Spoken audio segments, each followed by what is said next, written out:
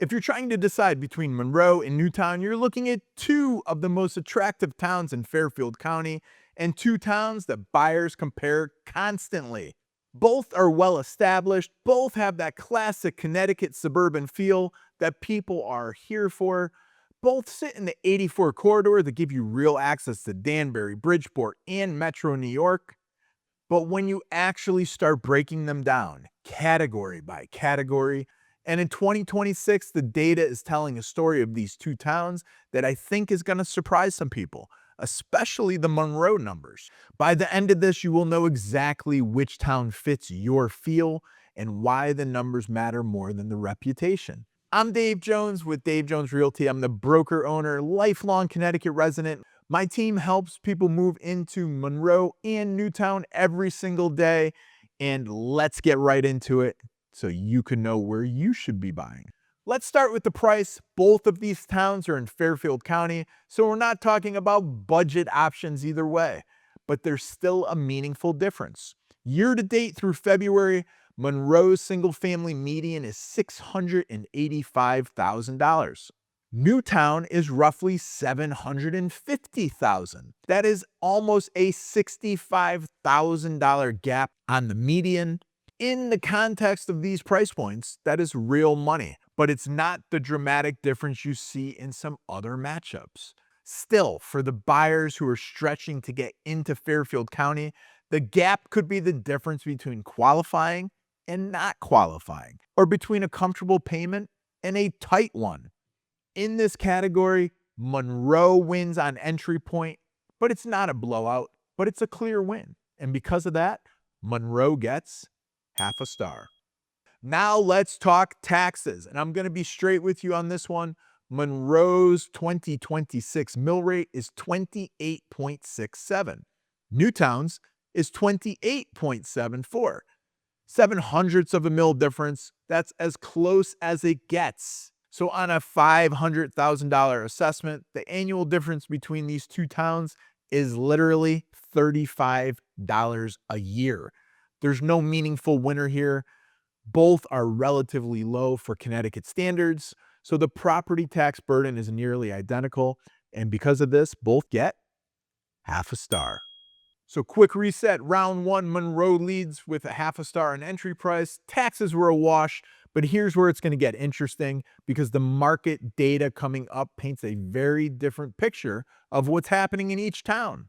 Round three, market momentum. This is the round where the data gets uncomfortable for Monroe. I want to be honest with you instead of dancing around it. Newtown's year to date through February 2026, there have been 29 closed sales, and they sell at almost 103% of list price.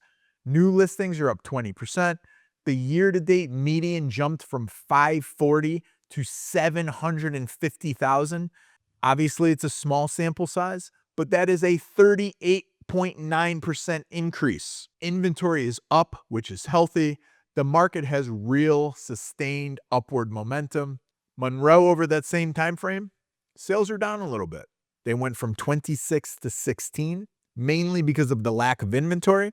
Days on market here in Monroe is at about 54. The year-to-date median is up modestly at 685,500, but the volume story is moving in the wrong direction. I want to be careful here. A slowdown in close and pending sales does not always mean the market's in trouble.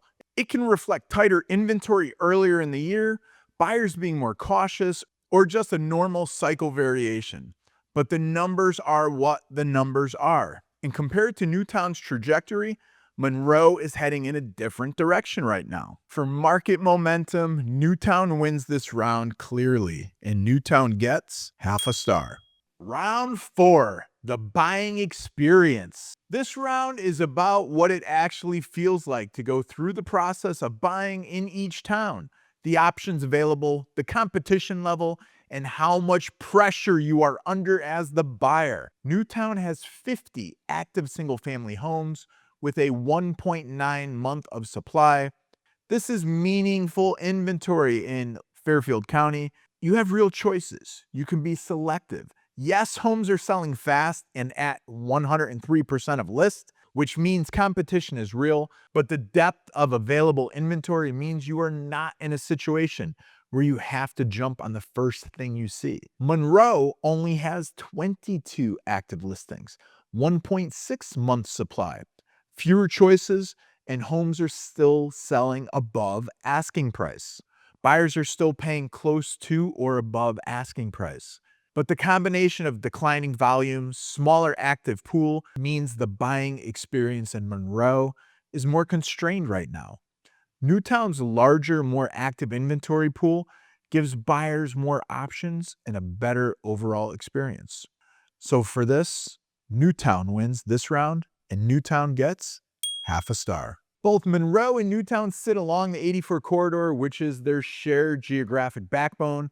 Both give you reasonable access to Danbury, Bridgeport, and New York City, but there are differences worth noting. Newtown has the Sandy Hook section along Route 34 and the more developed Hollyville and Botsford area near 84. The town is larger geographically, one of the largest in the state, which means your commute experience can depend heavily on which part of Newtown you're in. The eastern sections near Monroe and Trumbull are convenient. The more rural western and northern sections add drive time to get to the highway. Monroe sits more compactly and has solid Route 25 and Route 111 access and connects both Trumbull and Newtown. Bridgeport's about 20 to 25 minutes away. Shelton is right next door. You have great access to retail, medical services without a long drive. Both towns have options. Both towns are well within the 84 corridor. The experience is similar enough that this is genuinely a split. Where you land within either town is going to matter more than the town itself. So because of this, both towns get half a star. Quick pause. If you're trying to figure out which of these towns fits your situation, your budget, your commute, your lifestyle, that's exactly what the team at Dave Jones Realty does every single day. Not just finding homes, but helping you make the right decision. So before you even start looking in Connecticut, call us. We will help you get it right the first time. Round 6, schools in the town's perception. As always on this channel, I'm not going to rank the school systems. That is research that you can do. A great resource is greatschools.org. You enter the specific address of the property you are considering, and it will show you everything you want to know. It will help you do your homework. What I can tell you about the community perception, because perception drives real estate value whether you like it or not. Newtown carries significant name recognition, and I would be doing you a disservice if I did not acknowledge that the town has been through something that changed it permanently. Newtown is a community that has shown extraordinary resilience. For many buyers, it represents a town that came together under unimaginable circumstances and came out stronger than ever. That story is part of Newtown's identity, and for many buyers, it actually deepens their connection to the community. Monroe is still well regarded. It's well run. It consistently shows up on Fairfield County buyer shortlists. It has a strong suburban reputation, and it does not carry the same level of recognition as Newtown. But it does not need to, because it stands on its own merits. Both towns have strong reputations, but for different reasons. This is a split. Both are going to get half a star. Round 7, lifestyle and daily feel. This is where the character of each town really comes through, and both have genuine appeal. Newtown has a beautiful town center along Main Street and Churchill Road. The Newtown Village area has shops, restaurants, the flagpole that's become iconic, and a genuine small town New England feel that is increasingly hard to find in Fairfield County. Sandy Hook has its own character. There are farms, open space, a mix of rural and suburban that give the town real structure and texture. It feels layered in a way that newer developments simply cannot replicate. Monroe has a quieter, more purely residential character, and it does not have that same defined town center energy that Newtown does. But it's well maintained, it has great neighborhoods, a strong community identity, and a feel that says this place is different deliberately. It's not trying to be something it's not. It is a solid Fairfield County suburb that delivers on what it promises. Newtown has the edge here on overall lifestyle feel, the town center, the history, the mix of landscapes. But Monroe is genuinely solid for buyers who want quieter residential experience without the activity of a town center. This is close enough to also call a split, and because of that, both get half a star. When it comes to local amenities and things to do, Newtown has the advantage, and it is not very close. Newtown has the Newtown Municipal Center, Fairfield Hills campus, which has been redeveloped into a community hub with walking trails, event space, Dickinson Park, the Newtown Athletic Club, a solid restaurant scene along Main Street, proximity to Lake Zor for recreation. The town has invested meaningfully in its public space, and it shows. Monroe has amenities. Wolf Park is excellent. Pepper Street community areas and the local sports and recreation infrastructures you'd expect from a well-run Fairfield County town. But the overall footprint of things to do within the town limits is smaller than what Newtown is. For buyers who value having things to do and community space close by, Newtown wins this category, and because of that, Newtown gets half a star. Both Monroe and Newtown offer the kind of space that Fairfield County buyers are specifically looking for: larger lots, open land, a feeling of not being on top of your neighbor. But there are differences on how each town delivers that. Newtown is geographically large, over 60 square miles, and it has significant portions that feel genuinely rural. I have a few friends that live in Newtown, and I can tell you, there are times where it takes 20 minutes to go from one friend's house to the other. There are working farms, preserved open space, the Putatuck State Forest, and stretches of the town where you can go several miles without seeing a commercial building. For buyers who want suburban convenience with real rural pockets, Newtown delivers. Monroe is also well preserved with meaningful open space. Wolf Park, Great Hollow Lake area, the Stevenson Dam corridor. But Monroe is more of a compact town, and the overall feel is more uniformly suburban rather than the rural suburban mix you get with Newtown. For a sheer scale of open space and the variety of outdoor feel, Newtown has the edge, and because of that, Newtown gets half a star. The final round, and we are thinking long term. When the day comes to sell, which town gives you the stronger position? Newtown's resale case is compelling. Homes are selling at almost 103% of list price. Inventory is up, which signals healthy supply and demand balance rather than scarcity. The year-to-date median is way up, with pending sales holding strong. And Newtown's name recognition in Fairfield County, combined with its mix of lifestyle assets, commuter access, it keeps buyer demand broad and consistent.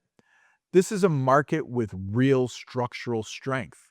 Monroe's resale picture is harder to read right now. Doesn't mean Monroe is going to be hard to sell. They are still moving at or above asking price, but when you compare the two trajectories side by side, Newtown's buyer pool is demonstrably more active right now. And more active buyer pool means buyers are paying more and doing it faster when they go to sell. For long-term resale strength, Newtown wins this category, and because of it, Newtown gets half a star. Now let's review the final score count. Monroe, 2.5 out of 5, and Newtown, 4.5 out of 5. Rounds 2, 5, 6, and 7 were all split. Both towns received half a star. So here is what the final score actually means. Both of these towns are amazing. They are two of the best Fairfield County towns for entry-level buyers in all of Connecticut. Newtown wins this matchup by 2 full stars, and the reasons are stacked. Market momentum, buying experience, amenities, space, resale strength. 5 category wins plus 4 splits. That's dominant. Newtown is not just winning on lifestyle, it's winning on data. The prices are rising, homes are going over asking, there's strong pending pipeline, deep inventory. If you're buying in Fairfield County and you want a town that's moving in the right direction on every metric, Newtown is making the case loudly. Monroe wins on entry price, taxes, commute, schools, lifestyle. This is not nothing. Monroe is genuinely a great town, but the data tells me something shifted in Monroe and closed sales are down. It could be closed sales are down because inventory is down. It's a very limited market set that we're looking at. There's not a lot of data. This small sample size could totally change 6 months from now. There's trends worth watching. Monroe could course correct, and markets do that all the time. We could have a whole rush of homes go on the market that are priced correctly, sell above asking, and help even out the numbers. You are not going to lose by picking Monroe. It's an amazing town.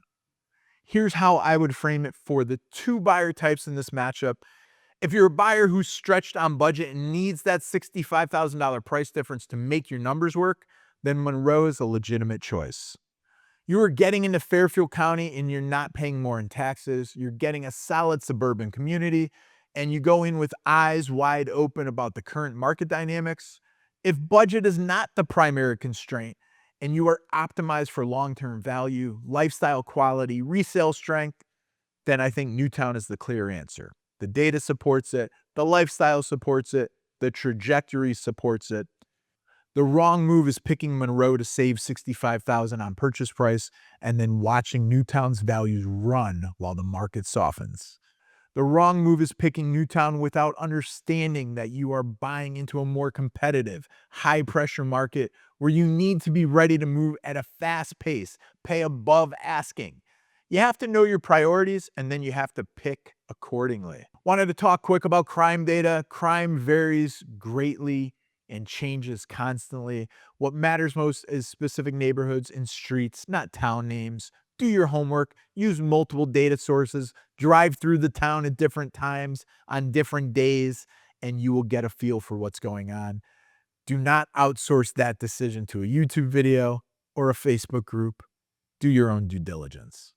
So here's what I want you to do right now. If you're ready to talk, whether it's Monroe, whether it's Newtown, whether it's anywhere in Connecticut, call me, text me, reach out. We are here to help. We love Connecticut real estate, and we know Connecticut real estate.